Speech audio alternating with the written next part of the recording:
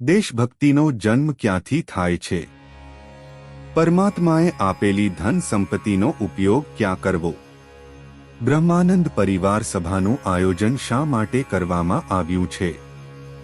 પ્રશ્નના જવાબ માટે સાંભળો સાગર કથા 26 જુલાઈ 2024ના અમૃત બિંદુ. વક્તા પરમ પૂજ્ય સદગુરુ શ્રી રામકૃષ્ણદાસજી સ્વામી. શ્રી સ્વામિનારાયણ સંસ્કારધામ ગુરુકુળ ધ્રાંગધ્રા.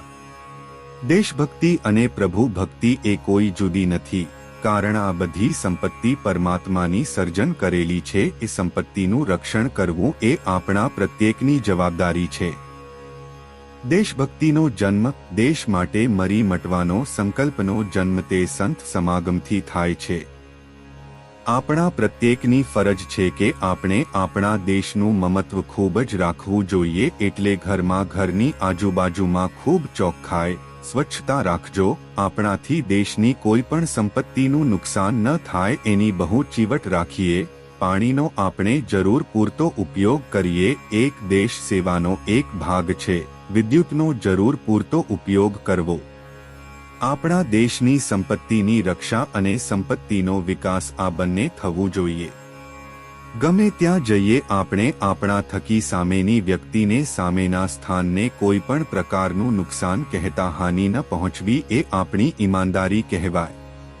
પહેલાના સમયમાં લોકોના ઘરની પરિસ્થિતિ નાજુક હતી, પણ એમના દિલ દરિયા કરતા પણ મોટા હતા. એ સમયે બહેનો આવેલા અભ્યાગતોને બાપના ઘરની સાડી ગીરવે મૂકીને જમાડતા. જ્યારે આજે મકાનો મોટા થયા પણ દિલ સંકોચાવવા લાગ્યા. પતિ પત્નીએ બાળકોની હાજરીમાં ઝઘડા ન કરવા. એની અસર નાના બાળકો, એના માનસપટ ઉપર બહુ થાય છે. સામેની વ્યક્તિનું દિલ ચીરાઈ જાય તેવું વચન ન બોલવું. આપણે બ્રહ્માનંદ પરિવાર સભાનું આયોજન એટલે કર્યું છે કે બ્રહ્માનંદ પરિવાર સભામાં જોડાયેલો પરિવાર એને કોઈ પણ બાબતમાં ઝઘડો ન થવો જોઈએ. ચીજ વસ્તુ પદાર્થ માટે ખોટા ટંટા નહીં કરવાના. સંપ સ્નેહ સુહદ ભાવથી જીવન જીવવાનું આદર્શ પરિવાર નીવડે એના માટે આ સભાનું આયોજન કરેલ છે.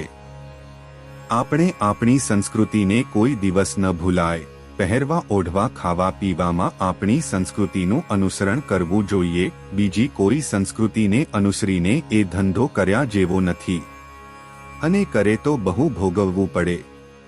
પરમાત્માએ આપણને ધન સંપત્તિ આપી હોય ને તો એનો એવો ઉપયોગ ન કરાય કે મનસ્વી રીતે આપણે ખાઈ અને ઓઢી પહેરીએ કે જે આદર્શ માનવ તરીકે સીજે નહીં. એવું બધું કર્મ ન કરે માણસ, અને પરમાત્માએ આપેલી સંપત્તિનો સદવ્યય કરવો જોઈએ.